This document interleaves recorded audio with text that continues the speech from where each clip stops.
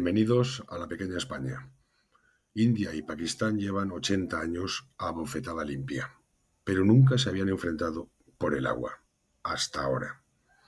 En 1947, al Imperio Británico le quedan 2 telediarios. Antes de marcharse, parten ese inmenso territorio en 3 por motivos religiosos. Al noreste, Pakistán oriental, poco después Bangladesh, musulmán.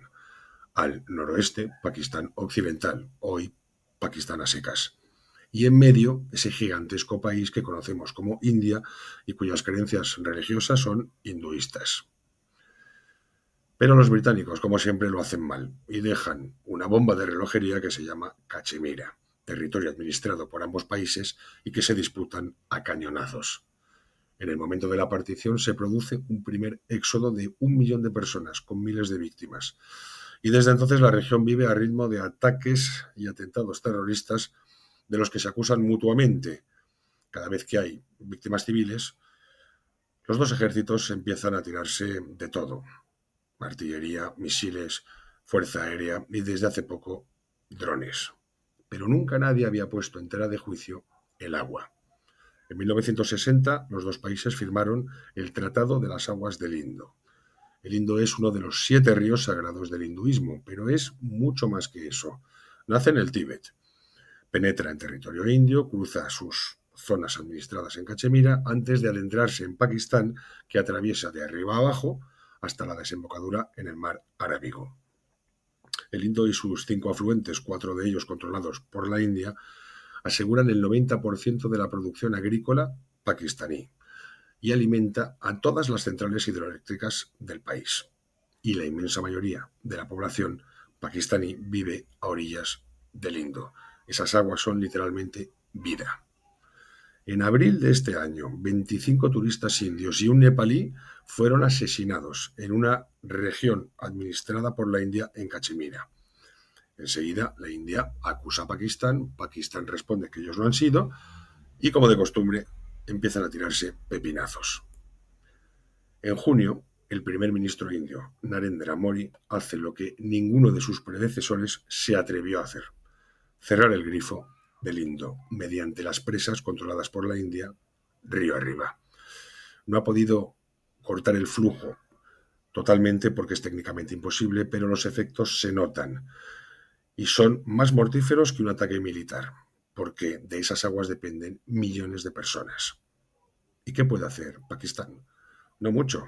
Tiene un ejército estupendo, como la India, aguerrido, como la India, y con capacidad nuclear, como la India, pero no puede invadir a sus enemigos porque son más fuertes, más grandes, más ricos, más poderosos. Entonces, ¿qué hacer? Un ataque nuclear está descartado, porque sería firmar su propia sentencia de muerte.